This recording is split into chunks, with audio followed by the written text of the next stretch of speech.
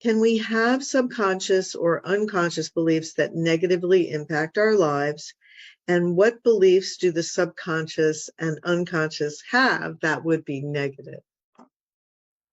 Fear-based beliefs, beliefs in your lack of worthiness, beliefs in your lack of ability, so on and so forth, beliefs that you're not loved, so on and so forth. Yes, of course. This is why we say it's so important to understand what those negative and fear-based beliefs that may be residing in your unconscious or subconscious mind are actually telling you. This is the whole idea of investigating what your beliefs are, to bring them into your conscious mind, into the light, so you have something to work with. So yes, there can be a large repository or a small repository or even one unconscious or subconscious negative belief that can be preventing you from being yourself and moving forward until you figure out what it is, until you ask yourself, what would I have to believe is true in order to be experiencing or feeling what I'm experiencing or feeling? Because if you understand that beliefs generate feelings, that there's no such thing as a feeling or an emotion or an experience without believing something to be true first, then you will understand that if you are having uncomfortable feelings, uncomfortable behaviors, uncomfortable experiences that don't feel right, that don't feel in alignment with who you prefer to be, then you have to know by definition that those must be coming from a belief that you're unaware of. And therefore that means they're residing in your unconscious or subconscious mind. Find out what they are by asking that question. If I did move forward on my excitement, if I know what that is, what am I afraid might happen? That will usually reveal what the subconscious belief or unconscious belief is. And how do you suggest we as humans overcome our bad cravings and addictions during the moments when they are triggered, when we know deep down inside that they really don't serve us?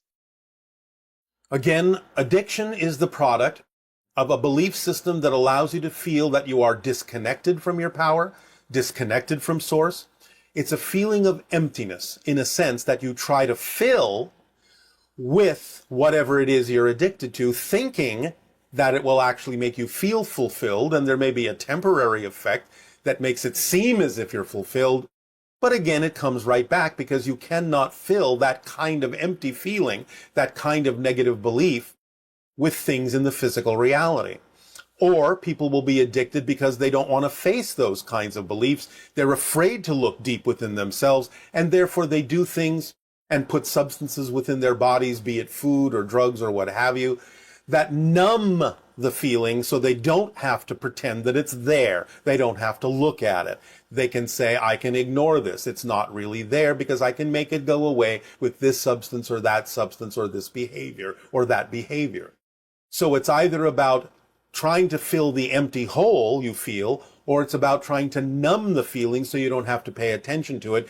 But in both cases, it's simply an avoidance of trying to find out what that belief is that is creating the emptiness that makes it seem as if you're disconnected from source, disconnected from your self-empowerment. So again, deep investigation and a willingness to find out what that fear-based belief is and listen to what it's telling you will make it appear nonsensical, and then you have every resource you need to let it go and no longer find that the addiction has to be there, because now you're not trying to fill an empty hole or numb something that you're afraid to look at. So would your advice be that when the person has that feeling and they're triggered to want whatever substance it is that they're addicted to, that they stay with the uncomfortable feeling and just explore it until... Yes, absolutely, because they can then allow themselves to get at the root of it in terms of the belief system that's making them feel that way, and therefore they can gain their self-empowerment back, reconnect to source. Well, not that they've ever actually been disconnected, but allow themselves to let go of the experience of disconnection by using the uncomfortable feeling as a reason to explore. In other words, the uncomfortable feeling is a friend telling you, hey, you have a belief that is out of alignment with who you are. It's all right to sit within this feeling and explore why it's there, because you know that this uncomfortable feeling couldn't possibly exist unless it was being fed by a negative belief that's out of alignment with who you prefer to be. So use the uncomfortable feeling to direct you into a self-investigatory regimen that allows you, in that investigation, to find out what that belief is telling you, so you can realize how nonsensical it is and stop paying attention to it. Well, it occurs to me that if an individual is going through that process and they reach that point where they're experiencing the call to suppress or to deal with an addiction, that the exploration may take the person deep into childhood trauma and things like that. Yes, so Which, what? so I, but, and sometimes when people are exploring that, they kind of get stuck in there where All right, but again, the important thing is to act holographically. You have to remember all the other things, all the other tools we have given you about such things as thinking you're stuck. So when that feeling comes up, you deal with that feeling. When the feeling comes up of childhood trauma, you realize that that doesn't exist for you as an adult if you understand that you're a completely new person and that you're creating a new past. You have to remember all the tools and techniques when they come up, when those challenges come up, and apply the tools and techniques that are appropriate for that particular challenge. This is what it is to really evolve, is you have an array of tools available to you that we have shared with all of you and others have shared with all of you. And you must apply the proper tool at the proper moment with the proper challenge. You don't just assume, oh, I don't have any tool to deal with this now that that's come up. Now that I feel stuck, well, I guess I just don't have a tool to deal with that. You do have all the tools, and you must remember to apply them when a specific challenge comes up. Apply the specific tool that has been shared with you to deal with that specific challenge. You can't just let it go and go, oh, well, I don't have a way of dealing with this. You do. I see. All right. Okay, so do signature vibrations evolve or change in any way, or does each individual perspective of all that is have a unique and distinct energy to it that remains unchanging even through all experience? If signature vibrations don't change, what is it that does learn and evolve? All right. Signature vibrations, by definition, don't change. That's how you know it's that particular reflection. But what does change are secondary vibrations that color it, that clothe it, that are representative of the learning, representative of the growing, representative of the change.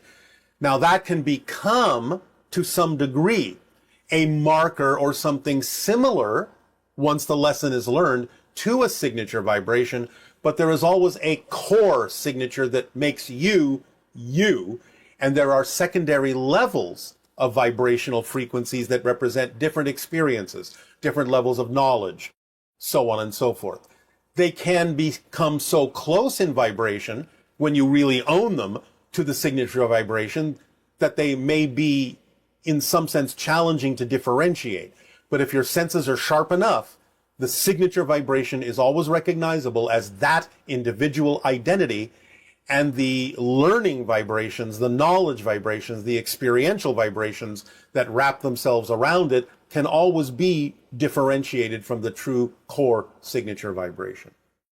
So, and this next question may incur some redundancy, but it That's all says, right. is the term signature vibration another way of saying the unique archetype of all that is that each of us is?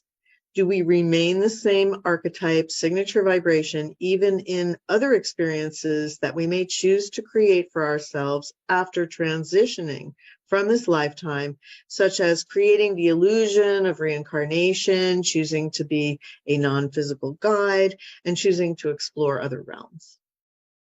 Yes. Oh, great. Okay.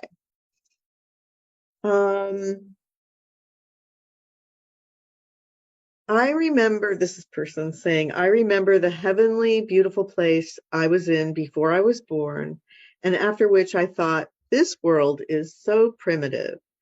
Do all humans come from that place and most of us just forget? Yes, everybody comes from that place. Now, yes, of course, there are differentiations even within the spirit realm, but that's our natural state. It's everyone's natural state. And therefore, everyone comes from that place and goes back to that place. Everyone goes home. That's a good thing. Um, should we be planning on creating new kinds of schools for children in anticipation of the arrival of the hybrid children on Earth? And what kind of schools would we create? And what forms of learning would work best for both the hybrid children and the new generation of children being born? All right, well, we have discussed this before, and there are a few major steps in rearranging your educational system that can be of great advantage not only to the human children, but to the hybrid children as well, if they even need to go to school. But the idea is to create environments, sanctuaries that are safe, that allow children to explore the consequences of the choices that they make in a safe way before they are actually experiencing the consequences of those choices, as you would say, out in the real world, so to speak. So they can learn what the consequences of choices are all about, what different vibrational frequencies are all about, how things are connected to one another, how one thing leads to another, and how reflections are guiding posts for them to understand how to choose what it is they truly prefer, teaching them, number two, that they are as powerful as they need to be to attract whatever they need in life without having to hurt themselves or anyone else in order to do so. So you teach them self-empowerment in that way. And the idea of allowing them to find their passion, find their excitement, and whatever lessons you deem that are important for them to learn to exist in physical reality, you adapt the lesson to their excitement instead of trying to stuff their excitement into the lesson and diminish it.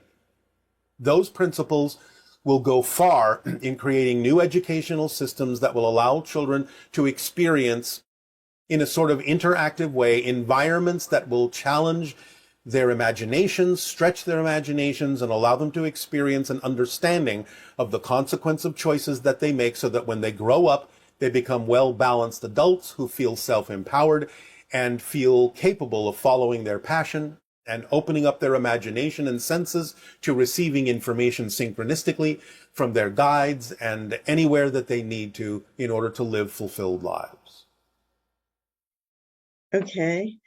Do you have pets on your home ships and on Essassani like we do?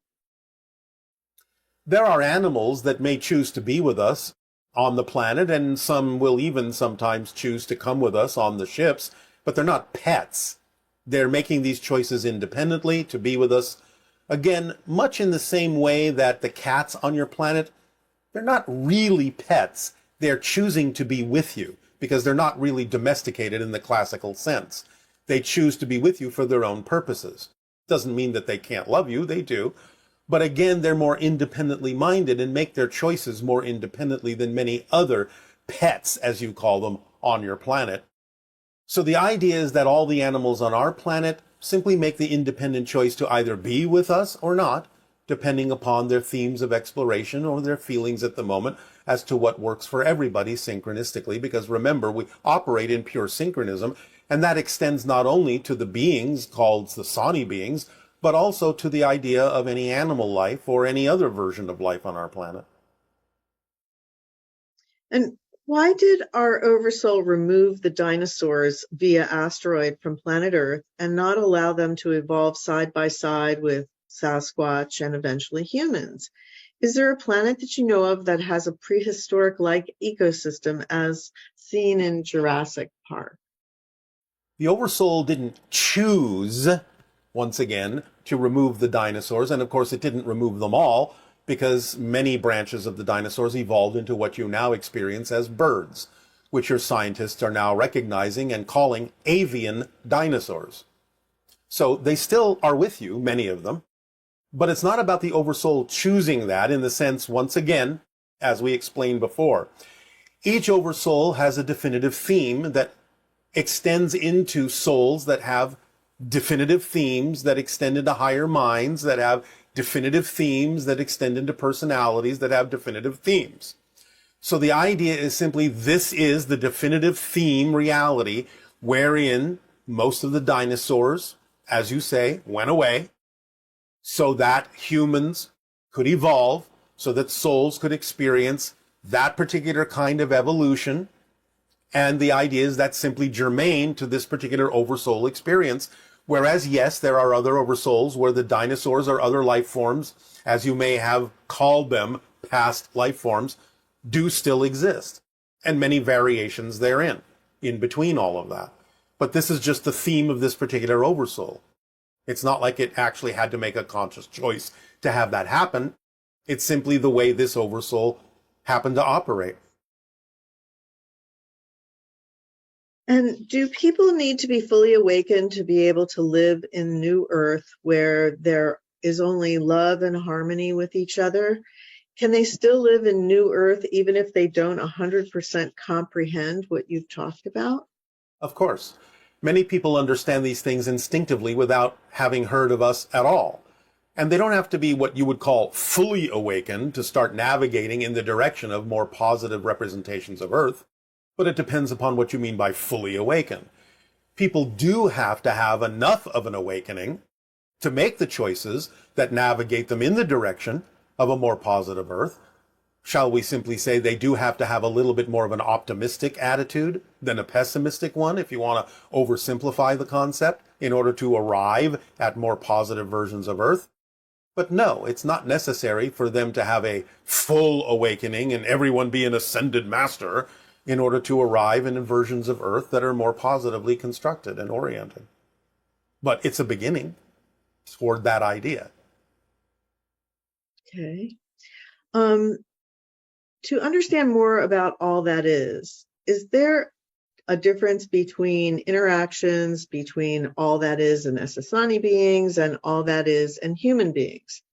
How does human Earth people interact with all that is different from your interactions with all that is?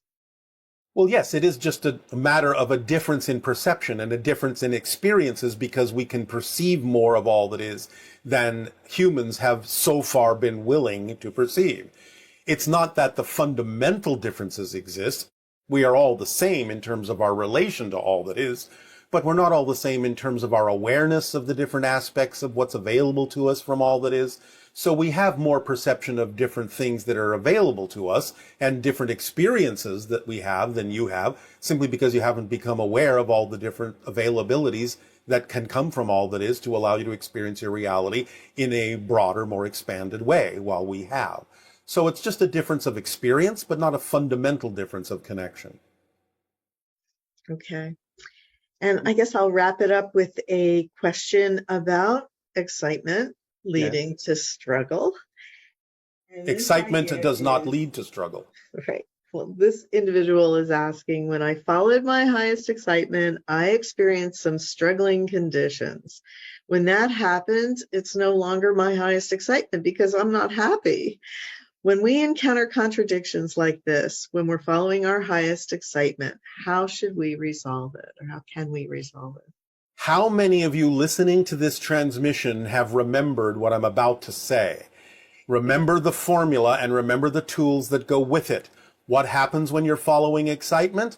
One of the tools in the kit of excitement is the reflective mirror that brings your attention to something within you that might be out of alignment with your excitement, so you can become aware of it and let it go and bring that energy back into alignment with your excitement. Therefore, it's not about defining that when the challenge comes up, that you define it negatively as if something's wrong, as if that's not part of your excitement.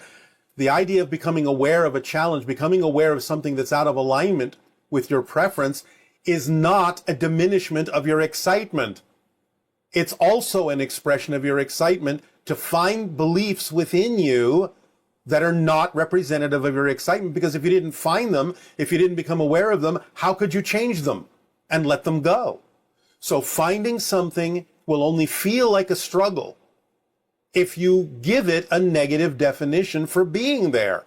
One of the tools of the kit of excitement is to be put into awareness that there may be beliefs within you that are not exciting to you, but finding it is part of your excitement.